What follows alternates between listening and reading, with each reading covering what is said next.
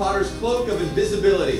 Unfortunately, it's still a fantasy, but not for long. This is the Rochester cloak. Developed by the University of Rochester, this method of cloaking uses 4 lenses or mirrors to bend light, creating the illusion of invisibility.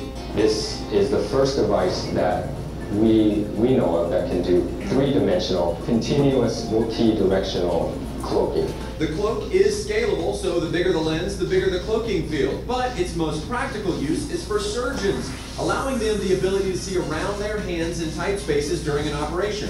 The next clear winner in the race to make things transparent is the X-ray helmet for fighter pilots. This thing has the ability to take all of the world around it and put it on the pilot's visor, and that gives the pilot the ability to look through the aircraft. Developed by Lockheed Martin for their F-35 Lightning II, the helmet uses cameras mounted on the outside of the plane to give the pilot an unobstructed view of the entire world around him.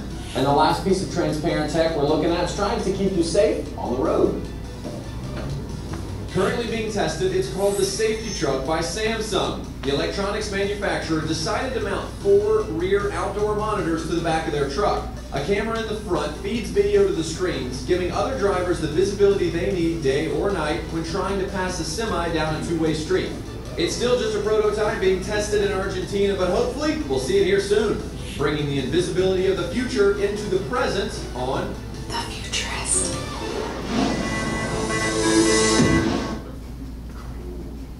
Cool, huh? God is good. All the time. And all the time. Thank you. Well, you remember when you were a kid, how if you closed your eyes, you thought you were visible, right? We saw Dash doing that this past year. You know, you'd be talking, squint his eyes, he'd get all cute, you know, and you act like you couldn't see him. Of course, he's not quite 2 yet, so he probably thinks you really can. Or do you remember the boogeyman? When you were scared of the dark, you know, and the closet door wasn't closed, or your bedroom door, you had to leave it open, and you would hide under your blankets, and you thought you became invisible. Yeah. All the way back to H.G. Wells, remember The Invisible Man, science fiction. We're kind of fascinated with this idea of making ourselves invisible. And by the way, Rodney, the Harry Potter, that was for you. I had to look far and wide to find an invisibility cliff that had Harry Potter. I knew that you would appreciate it. But those are all gimmicks. Those are all tricks. Those are all methods. In fact, I can make things disappear. I seriously can. I need a volunteer from the audience, though. Adrian can't help me out. None of those guys at that age back there can help me out with what I need. I need an adult who has a $20 bill. Yeah, right. Come on, I can make it disappear. Hey, I'm in town all week, all right? I can make it disappear, right? Okay. They're gimmicks, they're not real. The character of God, though, we're going to find out the nature, the essence of God isn't someone who's visible that works hard to make himself invisible. It's his essence. He is invisible because he is spirit. He's not physical. He's not temporary. I want to take you back just a little bit to give you a little bit of historical background to help today's text make a little bit more sense. By the way, what happens, you remember H.G. Wells' Invisible Man? What happens to him once he discovers he can make himself invisible? He goes crazy, yeah. Remember the Claude Rains version, right? The maniacal laughter, I could do anything I want, I could be a criminal, right? He goes crazy, it doesn't work for him. All right, from the text, we're going to look at Colossians 1 here. Jesus, by the way, is the Greek version of the Hebrew name Joshua, which means Jehovah saves. So let's keep that in mind as we're looking at the text. Jesus means God saves, Jehovah saves. Also, look at if you haven't opened to Colossians 1 that Ben just read from us, open there quickly and look at verse 15. He is the image of the invisible God. The word image there is icon. That's where we get the English word that's spelled I-C-O-N. Icon. He is the image of the invisible. And when you think about that for a moment, doesn't that sound like a contradiction? Say that sentence to yourself in your mind, or say that loud. The image of the invisible? Is that oxymoron? Is that a contradiction? How do you have the image of something that cannot be seen?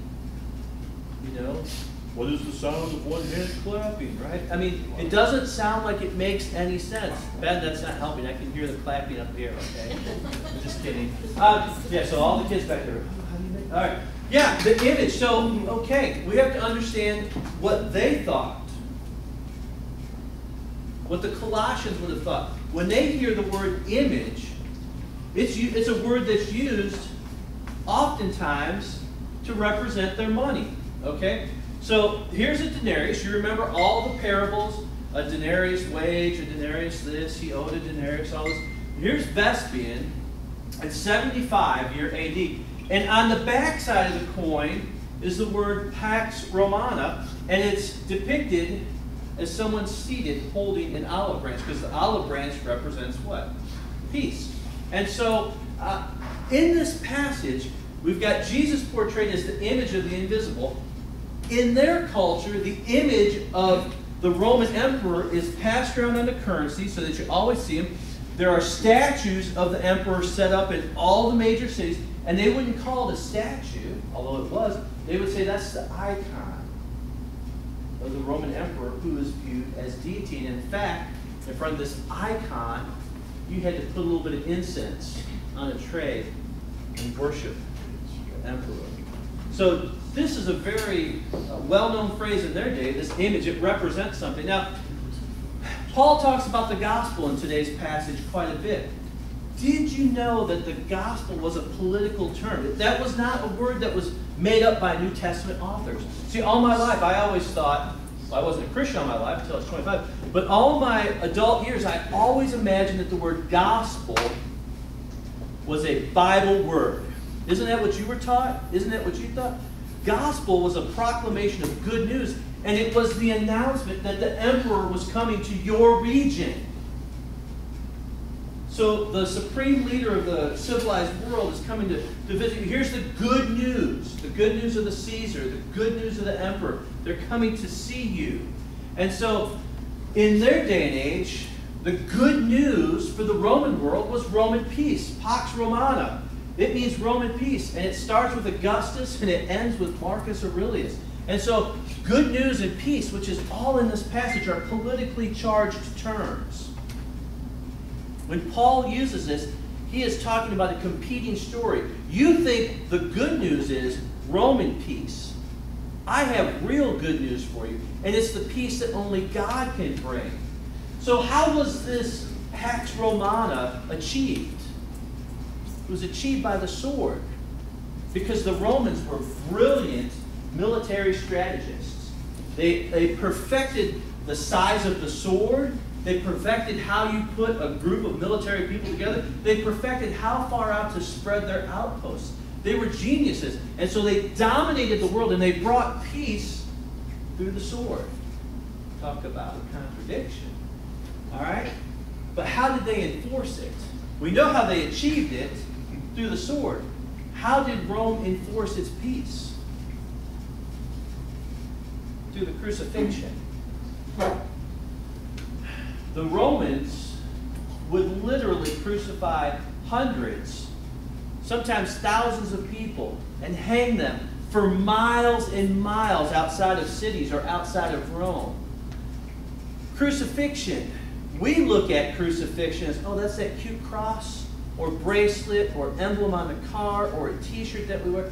And the cross just seems so civilized.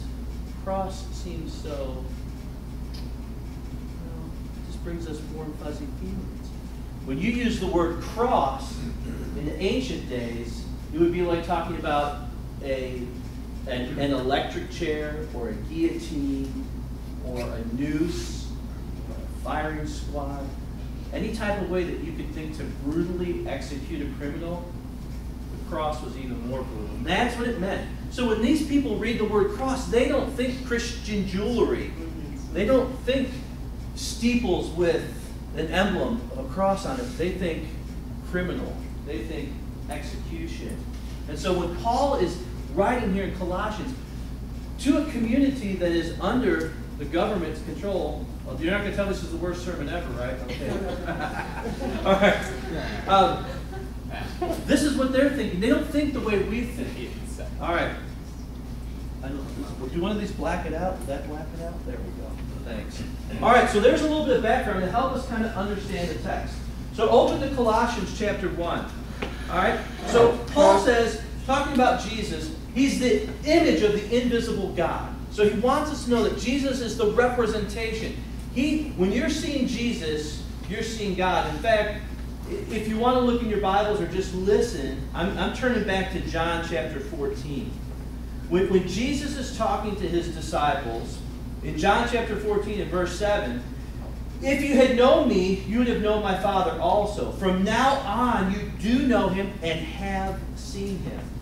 Remember, God is invisible. Scripture is filled with the idea that no one has ever seen God.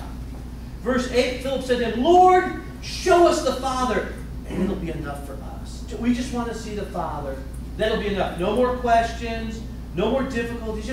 That will satisfy us. And Jesus says in verse 9, John writes, Jesus said to him, have I been with you so long, and you still do not know me, Philip? Whoever has seen me has seen the Father. How can you say, show us the Father? Do you not believe that I am in the Father, and the Father is in me? The words I say to you, I do not speak on my own authority, but the Father who dwells in me does his works. Believe that I am in the Father and the Father is in me, or else believe on the account of the works themselves. If you've seen me, you've seen the Father. Why? Because he is the image of the invisible God. He is the icon. He is the representation. And so Paul writes to the Colossians, remember, it's a competing story. Who do I trust? Who do I love? Who do I believe in? Is it the Roman peace or the peace of God? Do I trust in God? Do I trust in government? Do I trust in the culture around me, or do I trust in the invisible God? He's the image of the invisible God, the firstborn of all creation. And anytime you've had a Jehovah's Witness or a Mormon knock on the door, that's one of the verses that they're going to go to. Well, obviously, Jesus isn't eternal because he's the firstborn of creation. Do you ever have any children? Well, yeah, I have 4 sons. Well, what about your firstborn? Yeah, that's true. He's our firstborn. But did he always exist? Well, no. Well, you're the father, right? Well, let me show you a video. No, and so they're going to try to confuse you. Say, well, firstborn means that he must have come into existence at one time. That's not how Paul is using this. He's not using it as if Jesus is the firstborn and everyone follows it. The term firstborn, it talks about status and position and authority. So he is over all of creation. And in fact, not only can he be uncreated, he's also the creator. Look at verse 16. For by him all things were created. By the way, 7 times in this passage, we'll see the phrase all things or in everything. Now in a short paragraph, that should catch our attention. In all things or in everything. It's in there 7 times. So here's the first of them. For by him all things were created, in heaven and in earth, visible and invisible, whether thrones or dominions or rulers or authority, all things, there you see the second time, were created through him and for him. And he is before, here's the third time, all things. And in him, number 4, all things hold together. He has made everything that is seen and unseen. Wow, what a wonderful time to be alive. The news right now of all these studies of these little neutrinos and particles that pass through your body at 20-something thousand miles an hour, and nothing can stop them. And we're studying these things at the quantum level. Things that are real, that exist, but they're in an invisible level. But that's not what Paul is talking about. Paul is talking about a reality that cannot be seen with eyes because it is in the spiritual realm. And so here's Jesus, and he has created everything and anything that you could think of. And he is over rulers and authorities. He is over all types of powers. And he is before all things. And in him, he holds it all together. Could you imagine that? Being able to help everything be created and then to sustain it. And that's who Jesus is. And he's the head of the body, the church. He is the beginning, the firstborn from the dead, that in him, that in everything he might be preeminent. For in him all the fullness of God was pleased to dwell. So here is Jesus. Here's this picture that we have of him. And so the fullness of God dwells in him. And this is what Paul is trying to see, trying to help his audience to see. It is in Jesus that the fullness of God comes to dwell. You remember John chapter 1, verse 1? In the beginning was the Word, and the Word was with God, and the Word was God. From the very beginning, here is Jesus. And so when we're seeing him, we are seeing the fullness of the most powerful entity or being that ever could be, and that is God. And after Paul talks about all that Jesus has created, all that he holds together, he gives us this powerful understanding of how we come back to God. Verse 20, and through him, through Jesus, to reconcile to himself all things, whether on earth or in heaven. Remember I talked about Roman peace brought through the sword. Paul says, making peace by the blood of the cross. God has made peace through their instrument of execution for the lowest of criminals. Talk about a competing story. Rome wants to use the cross to bring criminals under submission, to put fear into people so that they obey the government. Paul says God has used that very same device to make peace between wicked humanity and a holy and righteous God. Then there's a great transition. We look at all of the power that Christ has. We look at all that he has created and all that he holds. And Paul makes a wonderful transition in verse 21. And you, who were once alienated and hostile in mind. So because of our sinfulness, we're alienated, we're separated, we're apart from God. Our mind is hostile when it's set on wickedness and desire and passion. It is hostile to the things of God. He says you were hostile in mind, doing evil deeds. He is now reconciled, there's that word again, brought back together in his body of flesh by his death, in order to present you holy and blameless and above reproach before him.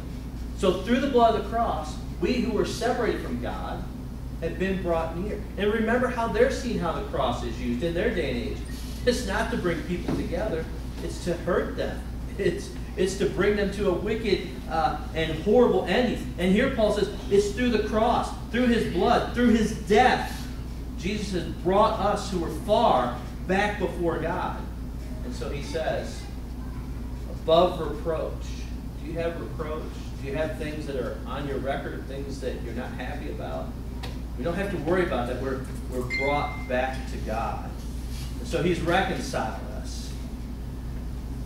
But here comes the most troubling part of the passage. And it's that word that begins with I, and it ends in F. It's a really long word. Not long to say, if. God's brought you back together. God has done this powerful work. If indeed you continue in the faith. Stable and steadfast. Not shifting from the hope of the gospel. The really, really good news that you heard. Which has been proclaimed in creation and under earth. Paul is trying to get us to see the image of the invisible God. He's trying to get our focus on the things that cannot be seen. And Paul is saying, we're brought back together. We're no longer alienated. We've been reconciled. We're holy. We're blameless. We can stand before God without fear now, if indeed we continue in the faith. But what gets in the way? The things that we look at. It's hard to keep your eye on the invisible when you look at the problems around you, right? When you get out of the boat and you walk on the waves and you see the wind and you take your eyes off of Jesus, what happens to Peter, right? And so it's not just the problems, though. It's not just the hardships in life. It's not just the separations. It's not just the sicknesses. It's not just the layoffs. It's not just the problems. That's not the only time. It's not just the wind and the waves. In fact, Jesus will say when your barns are so big you have to tear them down and build bigger ones. Sometimes it's hard to see him as well. It's not just in the bad times that we're distracted. Sometimes The good times make it hard to see God. What do I need God for? If everything is going well, look at what I've done on my own. Do I really need God? I'm so talented, I'm so smart, I'm so gifted. I don't know about you, but my prayer life always grows exponentially more dedicated when I see my need for God more. Paul says, don't take your eyes off of the invisible. That's a hard concept to wrap your mind around. Don't lose focus. You're going to be fine, he says, if indeed you continue in the faith, stable and steadfast, and not shifting from the hope of the gospel. It's not easy to keep my eyes on God. That's why worship is so vital. I love that song you introduced today, Jonah, Holy Spirit. That was wonderful. You're welcome in this place. I love that song. The message behind it was wonderful. It's hard to keep our eyes on God if we distance ourselves from worshiping.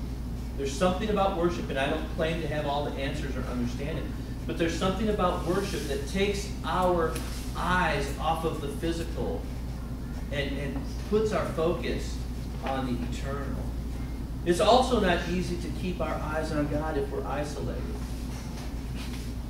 I've heard countless people say, I love Jesus, but I don't love the church. Or me and the big man upstairs, really all I need is nature. I go for a hike and I can spend time with God. I don't need, the church has problems, the church is made up of people, all this negative stuff. It's hard to keep my eyes on God if I'm not around God's people.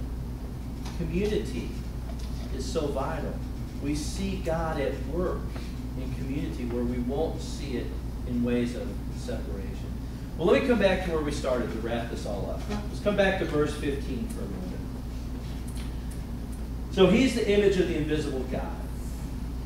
And I said, doesn't that sound like an oxymoron or a contradiction? How can he be the image of something that is invisible? There's a term we talked about in Sunday school a week or two ago, maybe 3, called theophany. And that's just a fancy word for being the appearance of God. God shows up. God shows up several times in the scriptures. And we use the term theophany. Jesus, who is fully God, he's 100% human and he's 100% God. Now, there's a paradox that you really can't wrap your mind around. How can he be the image of the invisible? Because he is fully God. God has dwelt in him. He shows up in the incarnation. He's the little baby that's born in the manger in Bethlehem. He is the carpenter who grows up. He is the traveling rabbi. He is the Messiah who is crucified and purchases our redemption through his blood. And that's why Paul says at the end of the passage, if indeed you continue in the faith, stable and steadfast, not shifting from the hope of the gospel that you have heard. Our only hope is in the things that are unseen. And so just like the Colossians experienced a competing story, who do I trust for taking care of me in this life and the next life to come? Who is it that I will love? Where will my loyalty lie? What is really the thing that is good news? Which gospel is true? What the world brings or what God can bring? And they face the same threats to their faith that we face today. So there's nothing more important in this world or the world to come. Nothing more important than keeping our eyes on the invisible and not being distracted by things that are seen.